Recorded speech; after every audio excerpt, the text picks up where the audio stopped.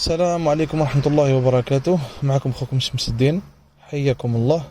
الحمد لله رب العالمين، والصلاة والسلام على أشرف المرسلين وعلى آله وصحبه إخواني إلى يوم الدين. خوتنا الأعزاء، اليوم جينا نهضر على موضوع مهم جدا، وهذا الموضوع منتشر. أنا كي شفتو انتشر بزاف بين الناس ولاحظته موجود عند الناس بكثرة، اللي حبيت ننوه ليه إن شاء الله، وإن شاء الله نفيد خوتي. تلاقيت مع بزاف ناس، ماشي عشرات ماشي مئات بالآلاف، كلهم عندهم نفس المشكل اللي هو يتخيلوا. أغلبية الناس يتخيلوا في المجال التغريد هذا. عباك انت مثلا تجبد له تسجيله، تسمع له مقنين، تقول له هاو الواقع، هاو التسجيل، هاي التسجيله تنجح، هاو المقنين شباب وكذا. هو واش يقول لك؟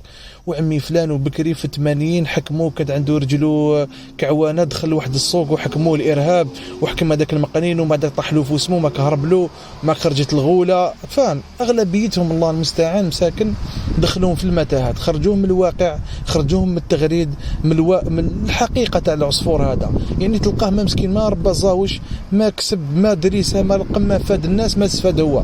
تلقاه مسكين نهار كاع هو داخل غير في الحكايات.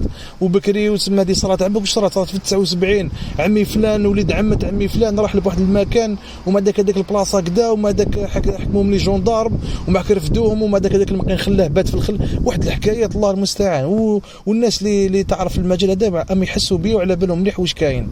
يا خوتنا يرحم والديكم، اخرجوا من الخزعبلات والخرافات هذه تاع الحكايات. يا اخي هاو العصفور خلينا نقصروا بالعصفور. كي تكون كاينه حكايه ولا معليش شابه مليحه، حكايه هادو تاع الناس تاع زمان وكذا اللي يعلمونا وهما نقلونا هذا الامر، ولا صافي بليزير. اما ما تفيد، ما تستفاد انت، ما تفيد الناس، ما تدريسي، ما تربي، ما تعطي حتى حاجه زايده. يا اخي ان شاء الله الناس تتكاكا وتخرج من هذا الامر، وبارك الله فيكم.